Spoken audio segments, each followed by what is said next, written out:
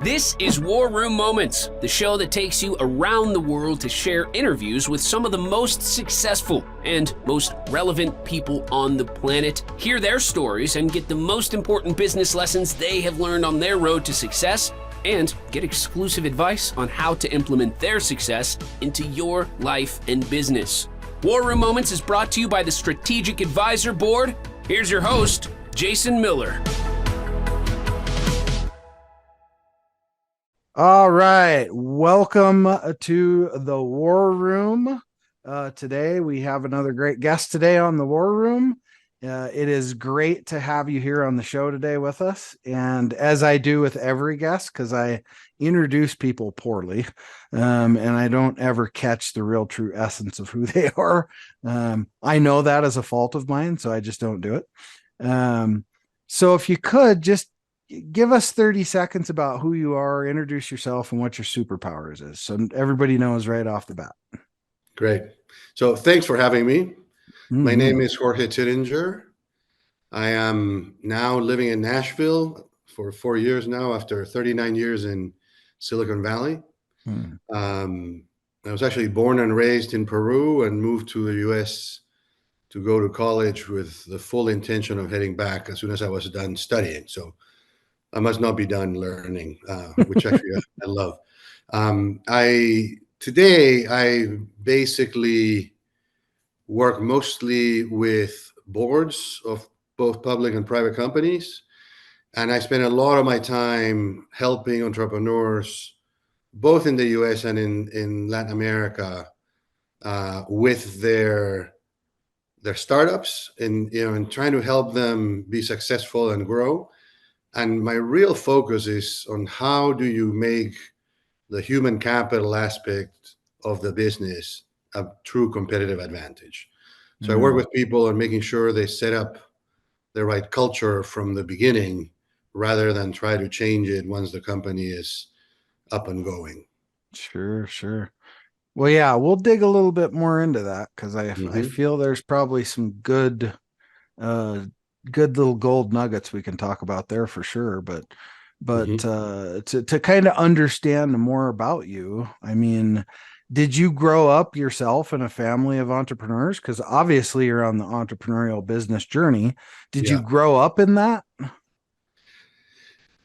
Half and half. Okay. It's interesting. My mother was a medical doctor, which for the time when she was born in Latin America, it was not a normal thing. Women were supposed to get married.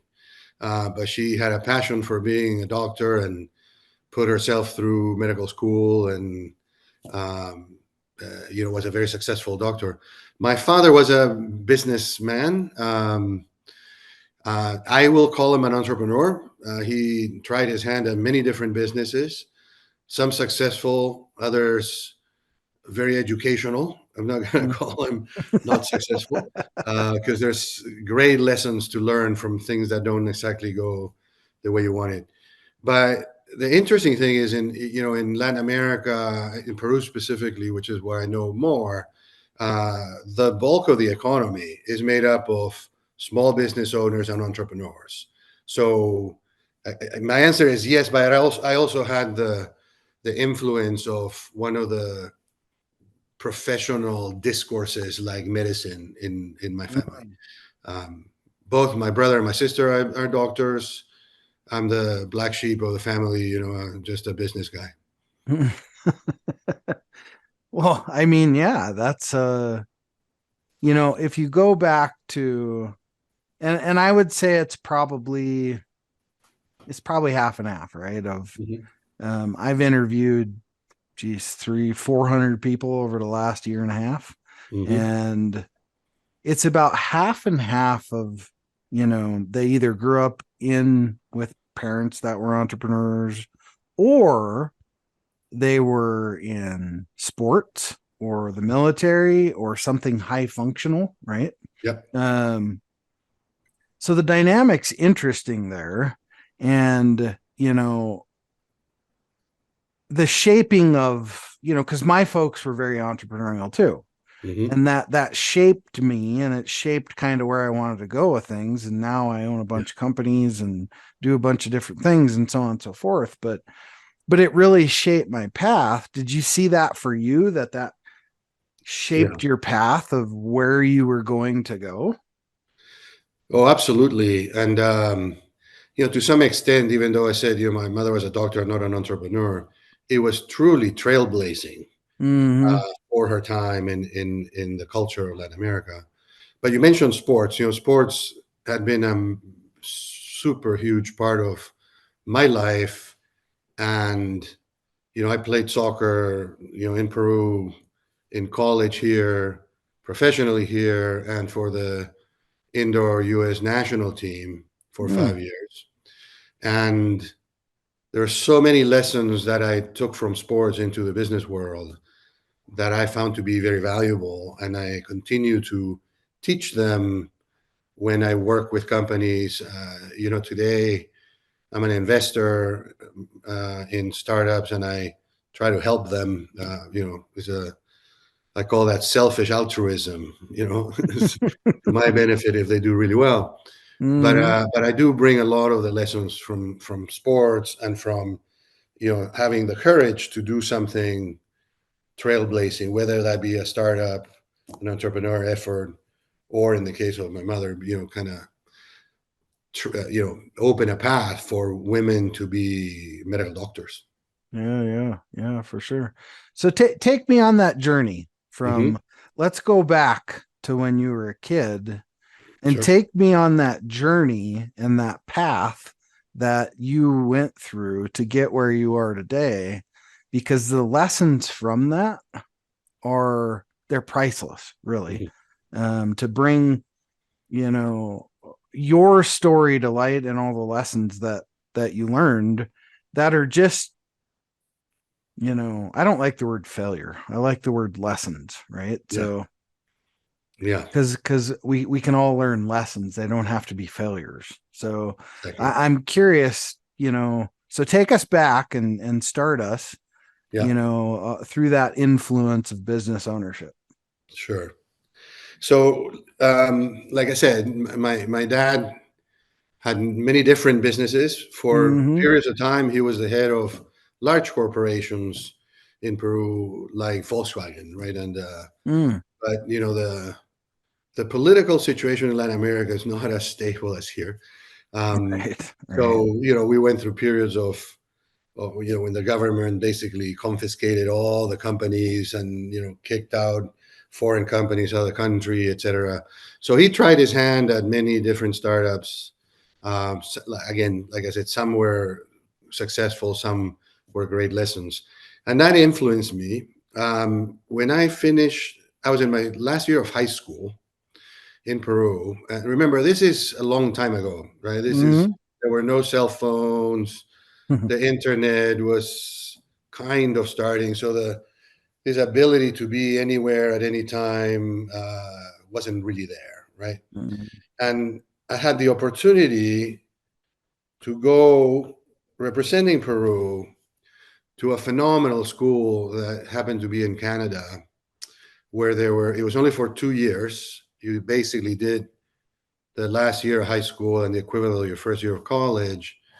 100 students per year, so only 200 students from 75 countries, right? And I had to take tests and stuff to get selected to go do that. And they gave me 48 hours to decide whether I wanted to go because I was the one selected. And I said yes. Well, it happened that my parents weren't home, right? So when they came back and I told them I'm going to Canada, my dad's response was, I didn't know they played soccer in Canada, because at the time I was playing soccer for the junior national team in Peru. They go, no, Mm. no, no, I'm not going to play soccer. I'm going for 2 years, which caused a whole set of conversations there. But I think had I not seen the example of them being willing to take risks, I probably would have opted to not go, right? And that experience was incredible from the perspective of understanding people from different cultures, as you can imagine, at 17, 18 years old, to be exposed to 75 countries was a pretty unique experience. Yeah, I'd say. The grade in the school. From there, I went to college. I had the great opportunity to go to a terrific university. I went to Stanford for my undergraduate and graduate school. Hmm. And at Stanford, I had a full ride for soccer, which again opened great opportunities. So I was able to not have to work, not have to do anything other than focus on my studies, and had a kind of strange combination of interests. I studied electrical engineering, which was perfect for the fact that I was in Silicon Valley, but also studied philosophy as an undergraduate. And I remember not putting that in my resume early on because I thought it was too strange that people would think I was weird. I appreciate the fact that I did that so much because it truly gave me a balanced look at the world. Sure. Again, there I played soccer. When I graduated, I was recruited to play in the North America Soccer League, and I played for a year, and then the whole league went bankrupt. Mm. So, the U.S. didn't have a pro leagues from 1985 to 96. So then, the easy decision was for me to go take a job, right? Electrical engineering, Stanford grad was highly coveted in Silicon Valley at that time. But I decided I wanted to really further my studies. So I went back to school instead of going to work right away. Got a master's in computer science, then started working. Again, had the luck to work for a fantastic company. I worked for Hewlett Packard. That was my first real job. I don't call my stint as a professional soccer player a real job, although it was awesome. Sure. And then I got recruited to play on the indoor national team, and HP was incredibly gracious with its athletes, right? So people who were either Olympians or whatnot, they gave us the time to actually go practice and go to the tournaments, etc., and made it easy for us to both work and do that.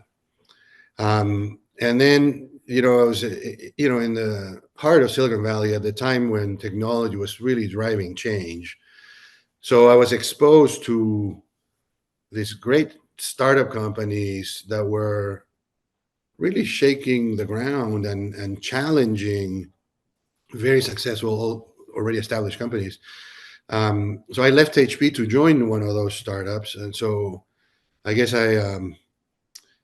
not just because I wanted to leave, but they wanted to move us from Silicon Valley to, I was in my mid 20s. They wanted to move us to a town that was much more a political environment than technology environment. So that drove my change.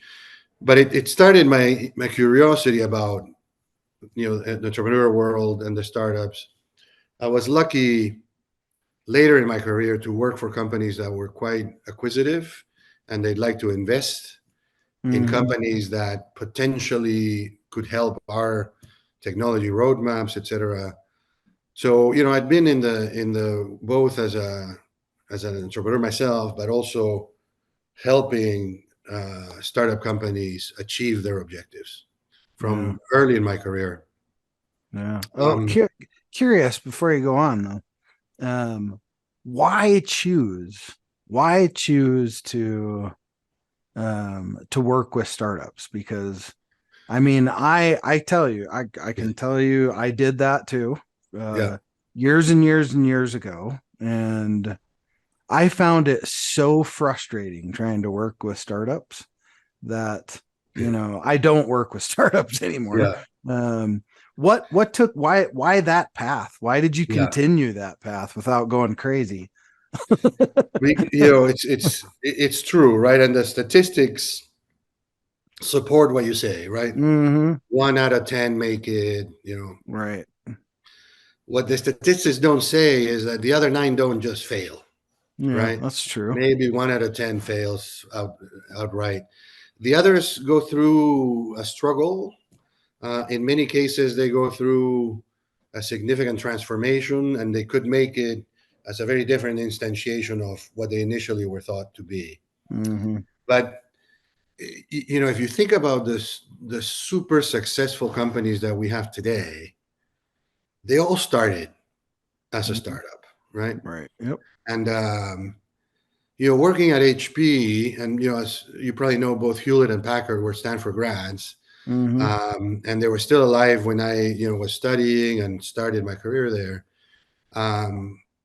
The famous story of them starting in a garage and having 19 rejections before anybody decided to give them a buck to continue with their dream, is such a compelling story that if you can help one company go through something not even as grand as HP, but Sure. a huge success, um, I think that is a tremendously gratifying opportunity, right? And Yeah, for uh, sure.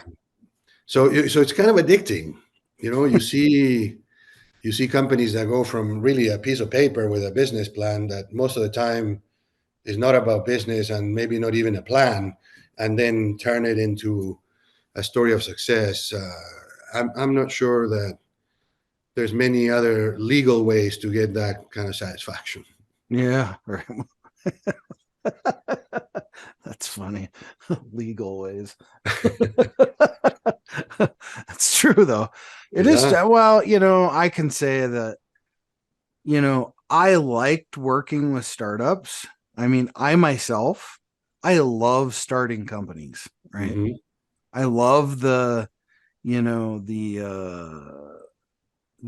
energy dopamine dumps as you're going through the whole first 2 years.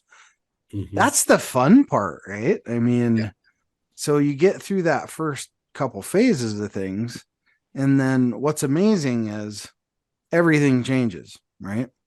And then most of the time, at least what I've found, and even what I know about myself, is the wrong person stays in charge for too long, right? Very true. And if most founders could just at some point in the first 2 years go, okay, I'm just going to be the founder now, Yeah. right? And get out of the daily operation altogether. Because most of the time, what I found working with, I didn't work with a lot, maybe 30 or 40 startups, was they just weren't willing to get out of their own way. Yeah. And that prompted me at that point to not work with startups anymore. Yeah. But and it's not like that problem doesn't exist elsewhere either, by the way, but Correct. it's really prevalent in startups. Yeah. I think, there's a lot more involvement, if you will, from venture firms that are Mm-hmm. funding a lot of these startups. And I think so to some sense, there's a lot more guidance, right? Right. You're absolutely right. There's different types of leadership needed at different stages of companies' growth, right? Mm-hmm. And even if you're going through very high growth, not as a startup anymore, and you start to plateau, that type of CEO that runs a company for sustainability and value is a different type of CEO than the one that runs it as a growth company. And Right. to the extent that companies or people realize that and take action, you get great successes. Mm-hmm. Um, but also the fact that the venture companies are more sophisticated, they're now have a big say, right? It's like, okay, Mr. Founder, you've achieved what you set out to do, which is maybe get your product or your service out in the market. And now your role is probably much better as a CTO or Mm-hmm. at the board or something like that. Right. Um, I wouldn't be surprised, that like I said earlier, the numbers are telling, right? 1 out of 10 startups succeed. Partly of why some of the others don't is maybe people are staying in there for too long. Yeah. Yeah. Yeah. Yeah. For sure. I mean, I would say out of the companies that I used to work with startups, that was absolutely the case most Yeah. of the time. Way too married to their ideas or processes Yeah. and it's like, you don't have to be married to ideas and processes, because Mhm. there's been a couple other people that have done this already. Right? Yes. Yes. You Yes. don't have to reinvent those wheels. Yeah. think I think one of the things that you'll see more and more and more is because the rate of change in the world is accelerating, Mm-hmm. and that what will be essential for companies to be successful is their ability to adapt, Yeah. right? And adapting means across anything in the company, whether it's Mm-hmm. processes, product ideas, leadership, you name it.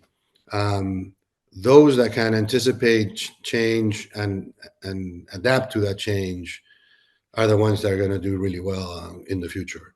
Yeah. Um, the reality is, 30 years ago, the rate of change for then was faster than any other time in the past, right? Right. But it keeps getting faster and faster, and there's more ambiguity, more uncertainty, more volatility in the world than there ever has been. And so truly those visionaries that can see change coming and take action will do Yeah. really well. Right. Right. Right. Seeing the power of change, right? Hmm. Yeah, that's a and sometimes for some people that's hard. It's hard to see that, right? Yeah. Um and that's why a lot of solopreneurs never become true business owners, Yeah. because they're just trying to do it all themselves, and they have nobody around them to, you know, do the proverbial hammer over the head, right? Yeah. To to Yeah. to see the light of, there's more than just your little box here, right? Correct. So, but Yeah. Interesting that you bring that up, because one of the other things that I do is I run a mastermind peer-to-peer CEO group mm-hmm, where we have, in my group, at least 12 CEOs whose sole purpose is to get help from each other and help each other. sure, And it's pretty funny. I've been running it in Nashville for about a year and a half. Every single one reported that last year was their best year so far. Of course, I right? claimed I took credit for a bunch of their success. Actually, gave it to the group, but it's true. It's very difficult for leaders of companies to think with people who don't have some kind of hidden agenda for them. Yeah, And sure. in these groups, they don't, right? It's really all about, look, I'm going to tell you my experience and my insights. And the only thing I expect is when it's my turn to receive feedback, that you do the same thing, right? Mm-hmm, But um, you're right. Many minds give you different perspectives, different viewpoints.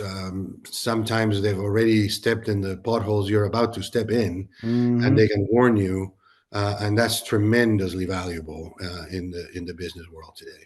Yeah, for sure.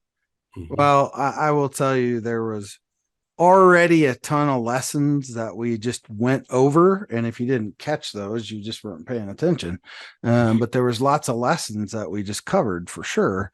But just for our hard heads in the audience, if you had a couple of just go-to things, right, that you Hmm. would say, look, here's a couple things that I would recommend that you do to avoid some arrows in the back in your business life cycle. Great question. Yeah. I think when I work with companies, I emphasize what are the sources of power that they Mm, can avail themselves of, right? And of course, their knowledge, their experience, et cetera, kind of goes without saying, right? That's why they're in the position that they're in. But I mm-hmm, really try to hammer into them that the power of networks is unbelievable, right? So mm, work on developing your networks of help. and that is, networks of support that are tactical, networks of support that are strategic, discursive support, right? So if you're not a really competent finance person, know somebody who really is, right? If you're not really competent in sales, know somebody who really is. Have them in your network. They need to work for you, but they need to be able to, for you to have conversations and bounce ideas, and Mhm.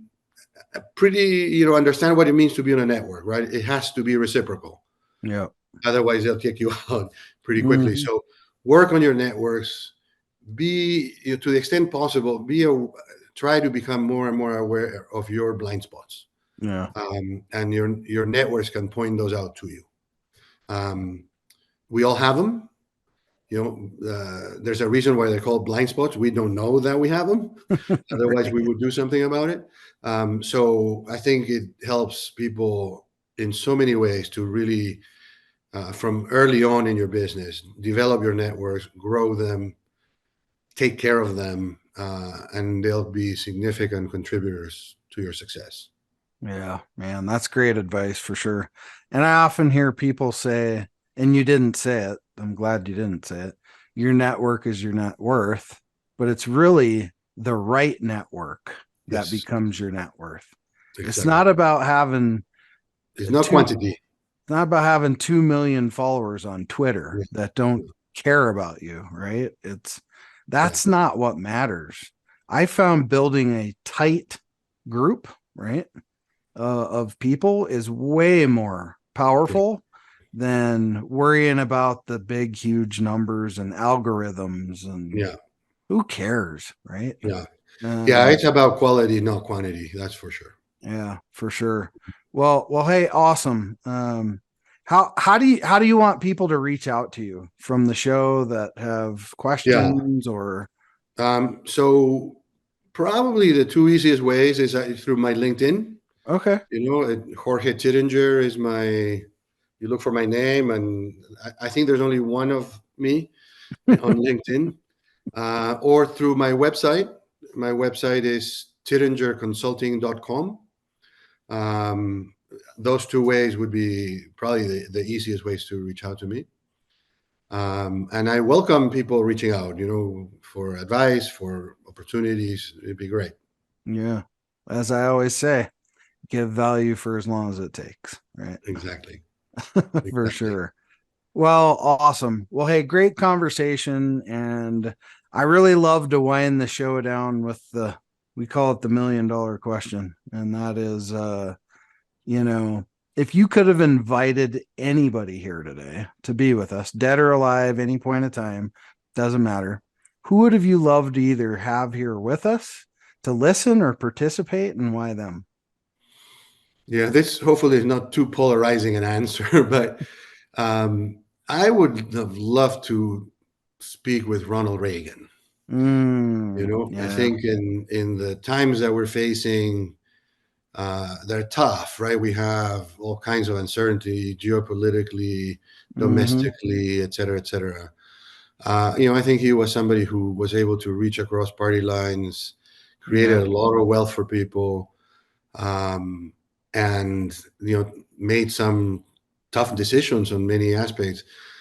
I'd love to have him give us advice of what should we do or what could we do as a Mm-hmm. country to kind of get better. Yeah, yeah. Great choice, by the way. For sure. I don't sit on either party line, but I will tell you, he was somebody that my dad often talks about Hmm. um, as a great president, and he did a lot of great things too, for sure. Yeah, So I think that's a great choice, and thanks for sharing that for sure. And also thanks for coming on the show. I my always pleasure. say, we all got the same 168 every week. And thanks for stopping by and spending, 33 minutes here with me.